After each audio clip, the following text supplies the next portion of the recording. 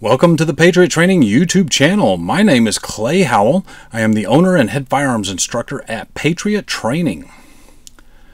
The purpose of this video is to discuss several different things, in fact. First and foremost, we're going to talk about where Patriot Training came from, and secondly, we're also going to talk about influence, how people influence others, and some of my biggest sources of influence. And I believe those two things go hand in hand for this video. Patriot Training was formed in the very early days of 2016. Had a couple of people come to me and say, "Hey Clay, we know you're a pretty good shooter. We were wondering if you could teach us how to shoot." And that group brought me out to teach them how to shoot. And although it was a private group, quickly it became such that people wanted to take classes, and I wanted to teach to the public. And before you know it, Patriot Training had a name, had a purpose, had a mission. And here we are at the time of this video, about 7 years later. And God has blessed us. And many people jump into firearms training for one reason or another, and I can honestly say I got dragged into it kicking and screaming, if you want to call it that. Somebody asked me to teach them. I did not ask them. And so let's talk about the influences and some of the major people in my life that influenced me, some to greater degrees than others, and how that's turned Patriot Training into the organization that it is now. And how you'll see each of these people in each and every Patriot Training class. We will work our way up in terms of importance. I cannot mention Patriot Training without mentioning the influence that James Yeager had on the company. And James and I did not know one another, and I still followed him religiously on YouTube, and I noticed that he was somebody like me, not former military, but taught gun classes. And that's what helped me overcome that problem in the beginning, because frankly speaking, the people who came to me and wanted me to teach a class, they had some current and former military among their own, and just putting it very nicely, even their best shots were not capable of shooting as accurately or as rapidly as I could at that time. And in addition to that, they were not able to articulate, demonstrate, and teach and coach as well as I can. And make no mistake, the fact that James Yeager had done that without military experience. At one point in my life, I was under the false impression that you had to be former military to know something about shooting, and I no longer hold that false impression. And it's very easy to see in retrospect the error of my ways was to fall into that trap that so many people fall into. And the fact of the matter is, the best shooters these days are not current or former military. They are competition shooters, and it's not even close. And yes, the military teaches firearms. Yes, they teach some good stuff. And yes, the best practitioners of the way of the gun are not current or former military necessarily. That doesn't have anything to do with it. And hats off to our boys and girls in the military. Thank you very much for your service. Thank you very much for your sacrifice. I will never denigrate you because of that. But I also will not pretend that the military is the end-all be-all of firearms training. It's just simply not true. And the influence that James Yeager had on that is, in my life, you cannot talk about Patriot Training without talking about that influence. second big point of influence for me is a man named John Suarez. 1985, Chattanooga, Tennessee. My mother and father take 10-year-old me to a karate class held at the Jewish Community Center. Now, I'm going to tell you right now, I'm not Jewish, don't have anything against Jewish persons, but it needs to be said.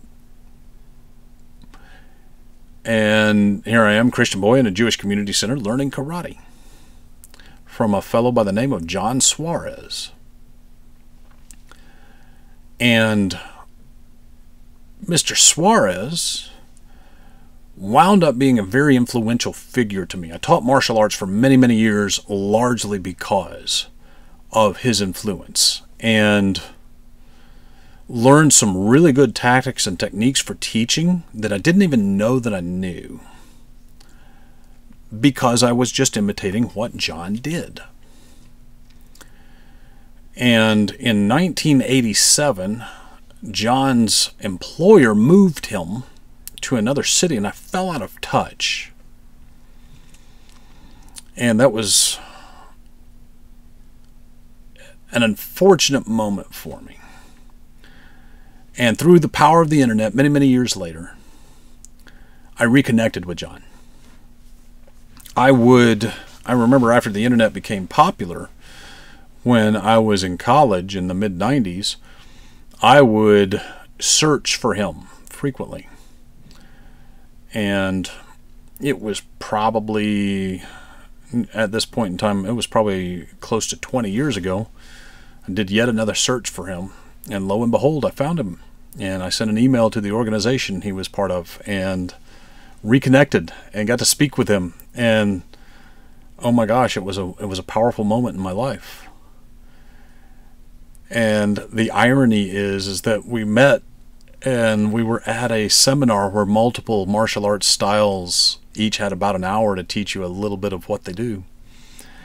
And what I was teaching was not a martial art I had learned from John. I had learned it from a subsequent teacher later. And we were remarking at dinner afterwards. He said, "It sounded like me teaching, but it was not what I taught you." And I said, "Yes, sir, that's correct." And that's the power that a good teacher can have on your life. And many of you out there have had a really good teacher. I'm reminded of Dr. Sofield back in high school, and he was an outstanding teacher. I had him for chemistry first. Just a fantastic teacher. Remarkable influence on my life. And, you know, I think about different teachers I've had in different aspects of my life. Former employer of my boss was Charles Hadley, and Charles was an excellent teacher. And, you know, I could make a whole YouTube video about influential teachers, and of them all, John Suarez was the most influential teacher I had. Taught me the most about teaching and passion and how to do it. And I didn't know all the techniques, and I have since learned a lot of the techniques, and it just reflects that what John did back in the 1980s was right on the money. It was good teaching, and it taught me how to teach properly. And so, without a doubt, Patriot Training would not be if there were no John Suarez. And subsequently, there's never any way I could have taught that first class unless I had been a skillful martial arts teacher. Because there I am in front of 30 people teaching them marksmanship, and have never taught a live fire class where I was the man before. What a huge, huge undertaking. And yet there was no nervousness whatsoever. And it was largely because of what I had learned from John, and also practiced frequently as I taught martial arts. Not only that, but my dojo at the time financially supported the gun classes until it got to go in a little bit better. The third major influence is my father, Charles Howell. Born in 1943, died in 2018.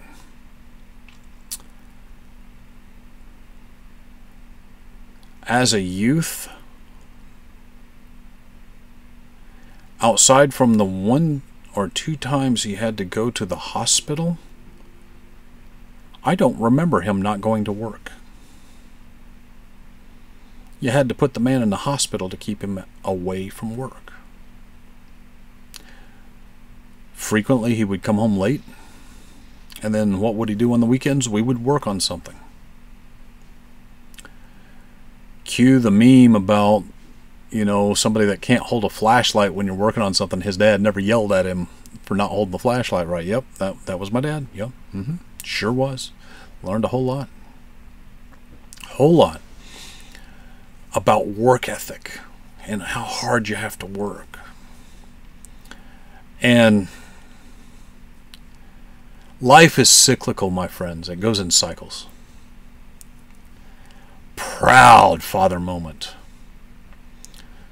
I am teaching a firearms class, a Patriot Training firearms class, a couple of years ago. And my son, who at the time of this filming is 18, he was not yet 18 at that time. He was about 15, maybe 16. And one of the students, one of the participants in the class, noted that my son, who was there working with me, he worked harder and he did more than any 2 grown men. That's what that student said. Your son works harder than any and does more than any 2 grown men I know. And that was definitely a proud papa moment. And I'd like to think I have that work ethic. And I'd like to think that I learned it from my dad. And a little bit later in that same class, at the end of the day, I always ask, tell me something positive that you learned. And that proud papa moment continued as my friend Akil Kadir, owner of Citizen Safety Academy, definitely take a class with Citizen Safety Academy. As soon as I ask, tell me something positive that you learned, Akil shoots his hand up. Hey, Ak, what you got, man? And he said, I learned a 15-year-old was a better firearms instructor than me, and I've been doing this 25 years. Kind words, very kind words. And we're not going to compare who's better, but the fact of the matter is my son is a very competent firearms instructor and a very, very hard worker. And that comes from the influence of my father and also Mr. Suarez. And it was a real proud papa moment because being able to pass it on to the next generation. People complain so much about the young generation. And there's lots to complain about, my friends. And I promise you one thing, proud papa or not, my son is not one of them. He's got nothing but great performance reviews from his jobs that he's held. And each and every time he's changed a job, it's been of his own doing because there has been more pay offered at another place. And golly bum, he's making more at 18 than I made. That's for sure. A lot more. And he earns every single dollar of it. And of all the complaints you might have about him, you can't say he wasn't a good worker. That's for sure. So people talk about my, you want to know about what has inspired and how Patriot Training came to be. Well, that's how Patriot Training came to be, my friends. I cannot tell you any one part of it without telling you all of that. Because every one of these things had a critical piece to play in the puzzle. And I think, I'm appreciative to Appleseed. I'm appreciative to other outfits that I have trained with over the years, learning bits here and there. And I think had I learned through a different series of instructors and everything, I think it still would have happened. Things still would have coagulated that way. And it's just, because of those background things that people don't see every day that make a difference in this world. So that's where Patriot Training comes from. And it would be improper to mention any one of those things without mentioning the others too, because they all had distinctive influences. and they are all a big part of the reason that Patriot Training is here. So I'd like to thank you for watching, and I would like to remind you that you do not have to be a patriot to train, but you do have to train if you want to consider yourself to be a real, true patriot. Take care.